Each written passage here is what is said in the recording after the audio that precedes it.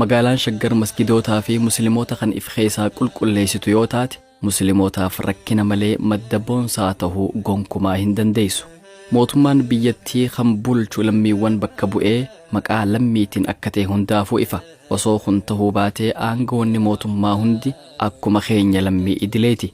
Silaa mirga yookiin aangoo nurraa adda ta'e hin qabaatan ture. Biyyattiin qawwaloo tahuun yoo mormame malee qabeenyaa fi carraan biyyattiin qabdu hundi qawwalooti. Osoo akkana tahee jiru magaalota biyya teenyaa hunda keessatti yeroo maastar pilaaniin qophaa'u warra pilaanicha qopheessu qofa osoo hin taane hoggantoonni siyaasaas hanga yoomitti masgidoota qofa adda baasanii pilaanii keessaa dagatan laata. Muslimni lammii biyya tanaa tahee osoo jiruu masginni isaa itti yaadamee maastar pilaanii keessaa baafamee jira. Gaaffiin muslimni qabu masjidaa fi hijaaba qofarratti daangeeffame akka hafu godhuun gaaffii tana qofa akka waan qabu fakkeessuun sochiiwwan amantii gufuuwwaniin kan guutaman taasisuun tooftaa dhaabbachuu qabdu. Maastar pilaan irratti iddoo masjidaa beekamuu qaba. Gaaffiiwwan mirga bu'uuraa ta'an kanneen osoo hin gaafatamin deebii argachuu qaban turan yookiin yoo gaafataman gaaffiiwwan salphaatti deebii argachuu qaban turan. Haa ta'u malee musliimonni biyyattii guutuu keessa jiran lafa masjidaa kadhachuun yookiin maallaqa isaaniitiin lafa bitanii ibaadaaf itti fayyadamuun sanirra kutee ammoo qabsoo fi dhiigaan masjida argachuun yoo hin dhaabbanne mirgi musliimootaa kabajame jechuun hin danda'amu. Asirratti qabsoo qabiyyee masjidaa kabachiisuuf godhaman keessatti musliimoonni humna nageenyaatiin ajjeefaman hedduu tahuu irra deebinee wal yaadachiifna. Namoonni tokko tokko masgidoonni seeraan ala waan ta'aniif diigamaa jiran nuun ja'an nama ajaa'iba. Warra kanaa fi fakkaatota isaanii masjidoonni seera qabeessa ja'aman kam akka tahan nuuf himaa jennee gaafanna.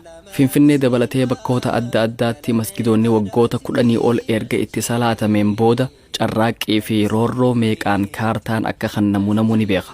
Masgidoota gurguddaa akka Anwarii fi Masgida Nuur kan baniin safaritti argamu dabalatee kanneen bara Haayile Sillaaseetii jalqabee Finfinnee keessa turanillee bara 1990 keessa yeroo obbo Arkabee Qubaay kaantibaa turan kaartaan kennamee fi argatan. Meelaala masjidni Anwar bara Xaaliyaanii san ijaarame. Masjidni Nuur ammoo weerara Xaaliyaaniin dura ijaaramee ture. Masjidoonni kunneen qabsoo ummata muslimaa addan cinneen ijaaramanii waggoota hedduuf achitti ibaadaa godhaa turan. Tahus waggoota 10 hedduu booda kaartaa seera qabeessaa argatan.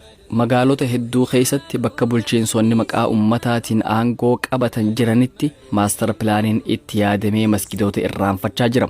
Ummanni muslimaa naannoo sanii gaafiin lafa masjidaa isaan dadhabsiifnaan qabeenya ifii baasanii lafaa fi mana bituudhaan kanuma itti salaataa jiran lakkii masjidummaa hin hayyamamne jechuudhaan jalaa diiguun irra deddeebiin mul'achaa ture.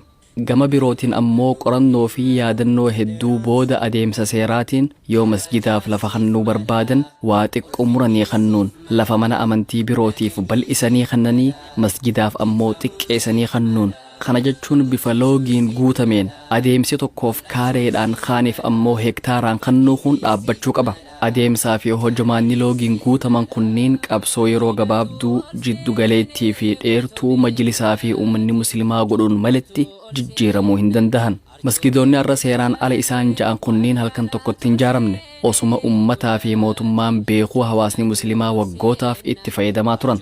Garuu ijaarsi magaalota haarayaa magaalaa Shaggar ja'amu bifa haarayaa fi karoora haarayaan waan karoorfameef akka karoora haarayaa magaalichaatti bakki kun masgidaaf osoo hin taane kaayyoo birootiif qophaa'e jechuun diigan. Bulchiinsi magaalaa Shaggar akka karoora haarayaatti bakki masjidaaf isiniif qophaa'e kana ja'anii osoo bakka bu'aa dhiheessanii marii fi wal hubannoon dubbii fixuu ni danda'an ture. Wanni isaan qabatamaan hojjetaa jiran amantichaa fi muslimootaaf kabajaa xiqqollee hin garsiifne. Pilaanni kun masjidaaf akka mijatu godhuudha malee akka tasaa ka'anii masjida diiguun sirrii miti. Gaafa haala kana hubannuu fi yeroo qabatamaanis sochii nama gaddisiisu kan masjidoota hedduu magaalaa Shaggar keessa jiran jumlaan diiguudhaaf godhamaa jiru qalbifne dhimmichi gaaffii seera qabeessummaa osoo hin taane sanii oli.